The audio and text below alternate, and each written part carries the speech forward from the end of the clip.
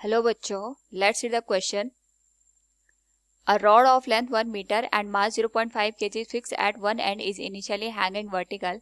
The other end is now raised until it makes an angle of 60 degree with the vertical. How much work is required? Now to answer this question, first we will discuss here the key concept and here concept will be change in potential energy.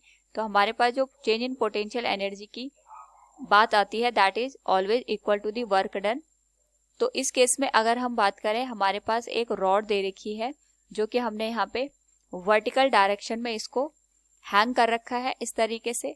और अगर हम इसको hang करके रख रहे हैं, इसका मतलब इसका जो सेंटर ऑफ मास होगा it will B at the mid point of the total length, जिसपे डाउनवर्ड डायरेक्शन में इसका जो वेट है mg वो काम करेगा यहाँ पे.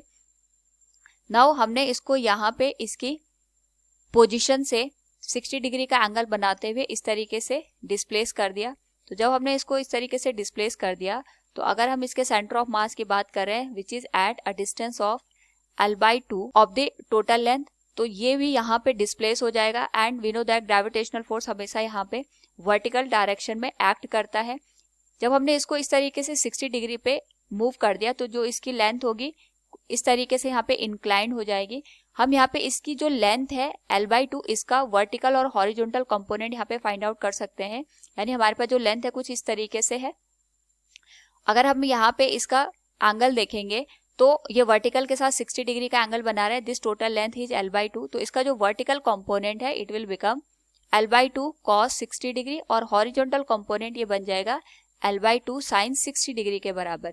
क्योंकि हमें यहाँ पे पोटेंशियल एनर्जी के रिस्पेक्ट में वर्क डन को कैलकुलेट करना है. So we can write here इसका जो कंपोनेंट निकलेगा it will become L/2 cos 60 degree. और यहाँ पे हमारे पास ये वाली जो लेंथ निकलेगी इसका जो कंपोनेंट होगा it will be L/2 sin 60 degree, जिसके करस्पॉन्डिंग अगर हम यहाँ पे वर्क को कैलकुलेट करें it will be change in potential energy. तो ये फर्स्ट केस हो गया.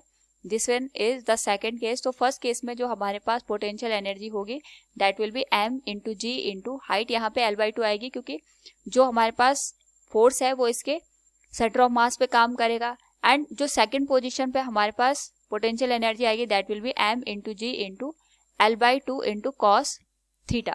नाउ इस केस में हम यहाँ पे m into G into L/2 को कॉमन ले लेंगे. तो ये बन जाएगा 1 minus cos 60 degree. Value put करने पे मास हमारे पास 0.5 kg के बराबर आएगा. जी की वैल्यू 9.8 मीटर पर सेकेंड स्क्वायर. लेंथ 1 मीटर है so it will B 1/2. 1 minus 60 की वैल्यू यहाँ पे 1/2 होती है. So it will B 1/2. Solve करने पे हमारे पास जो वैल्यू बनेगी it will B 0.5 into 9.8 into 0.5 divided by 2 के बराबर. सो अगर हम इस होल वैल्यू को यहाँ पे सॉल्व करें इट विल बिकम 1.225 जूल के बराबर. This will be the final answer. So from the given question we can say how much work it required. It will be 1.225 joule. Hope all you understood it. Thank you and best of luck.